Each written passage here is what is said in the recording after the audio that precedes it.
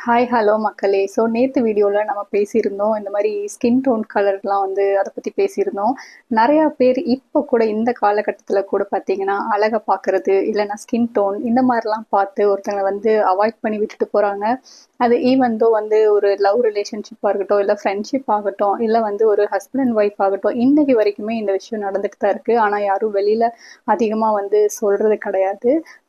So இது மாதிரியான விஷயங்கள் நானும் வந்து கேள்விப்படுறேன். அப்புறம் எனக்கு சில விஷயங்கள்லாம் நடந்திருக்கனால, நானும் வந்து அத சொல்றேன். ஒர்க் போற பிளேஸ் ஆகட்டும், ஸோ ஏன் வந்து அவ்ளோ ஃபேரா இருக்கவங்களுக்கு தான் வந்து இம்பார்ட்டன்ஸ் குடுக்கணும் அப்படின்னு நெனைக்கிறீங்க? இல்ல அந்த ஃபேரா இருக்கவங்க கூட இருந்தா தான் நமக்கு ஒரு ப்ரெஸ்டீஜ்ன்னு நெனைக்கிறீங்கன்னு எனக்கு சுத்தமா புரியல. ஏன்னா எல்லாருமே ஒரு வகையான அழகு தான். நாம இப்படி பொறக்கறதுக்கு வந்து நாம ரீசன் கிடையாது. ஏன்னா டேலண்ட் அப்படிங்கிறது வந்து அழகு பார்த்தோ, இல்ல வந்து நம்மளுடைய எந்த விஷயத்த பார்த்தும் வரதில்ல. அது வந்து நம்ம அப்பா, அம்மா குடுக்கறது. ஸோ அந்த டேலண்ட்ட வந்து நம்ம எப்படி வந்து எக்ஸிக்யூட் பண்றோம், அத வச்சு